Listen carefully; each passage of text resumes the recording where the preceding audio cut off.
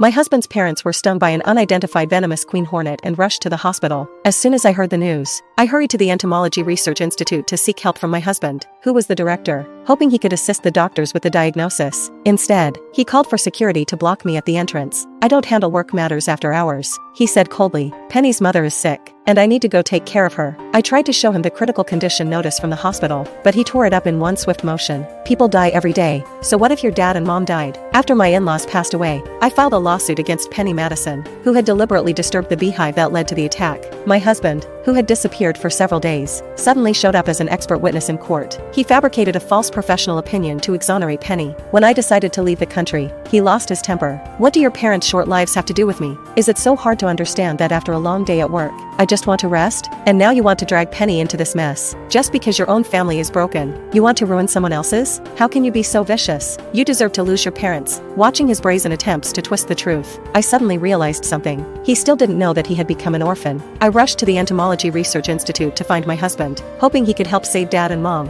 Instead, I was shut out. The security guard stopped me firmly. "Mr. Sanders doesn't handle matters after office hours. Please leave." I tried desperately to explain that it was a life and death situation. Only then did the guard relent and let me in. Inside, my husband, Vince Sanders, was lounging in his office, legs crossed, casually sipping hot tea. "Honey, come with me. Now, something's happened to Dad and Mom," I blurted, gasping for air. He raised his eyes to look at me, his voice cold and detached. "What could possibly have happened? Don't you know I don't deal with anything after work?" I struggled to catch my breath and pressed on. "They were stung by a queen hornet. It's critical," but Vince let out a mocking snort, his tone dripping with disdain. "If they were stung, take them to the hospital. What good can I do? And anyway, I'm busy later. I need to take care of Penny's parents. I don't have time for this nonsense." I had no energy to bicker over jealousy. Desperation took over as I shouted, "This is a life and death situation, and you're worried about your sweetheart's parents?" At my outburst, his expression darkened instantly. "Belle, if you have something to say it properly. Stop being so sarcastic and rude. And what's wrong with me helping Penny's family? Don't act like some shrew. I've had enough of it." Time was slipping away. I set aside my anger, pulled out the critical condition notice, and shoved it in his direction. Before I could say another word, Vince snatched the paper and tore it into pieces. "Are you done? What does it matter to me if Dad and Mom die? I've been working all day. Can't I rest? If their lives are short, who's to blame for that?" He glanced at his watch, grabbed his coat, and made to leave.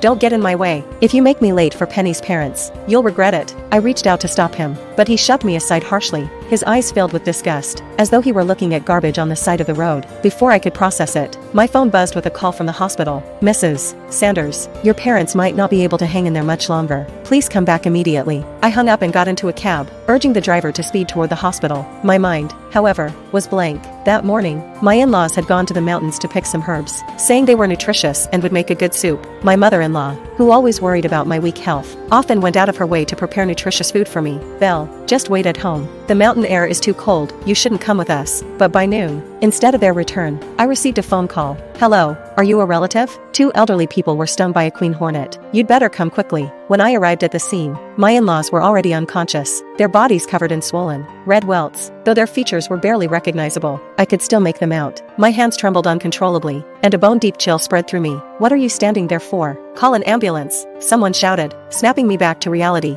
The incident had occurred halfway up the mountain, and it took the emergency team half an hour to arrive. When the doctor saw their condition, his face grew grave. "It would help if we knew exactly what kind of hornet stung them. Without targeted treatment, precious time will be lost, and it may be too late to save them." My heart clenched. My husband works at the Entomology Research Institute. He'll know for sure. I asked the doctors to take my in-laws to the hospital first while I rushed to find Vince. Never in my worst nightmares did I expect him to abandon his own parents for the sake of Penny's family. By the time I reached the hospital, the doctor shook his head regretfully. "I'm sorry, Mrs. Sanders. We did everything we could. The venom spread to their central nervous systems too quickly. It was beyond saving. You should go in and say your goodbyes." On the hospital bed lay my in-laws, barely clinging to life. Their faces were swollen beyond recognition, their bodies puffed up, and their airways so compressed that they couldn't speak. "Vince, Vince." I leaned in to hear my mother-in-law's faint voice, holding her hand tightly. Before she could finish, her hand went limp. The next moment, the heart monitor let out a sharp, unrelenting beep. She was gone. Not long after, my father-in-law drew his final breath as well. In a single day, Vince had lost both his parents.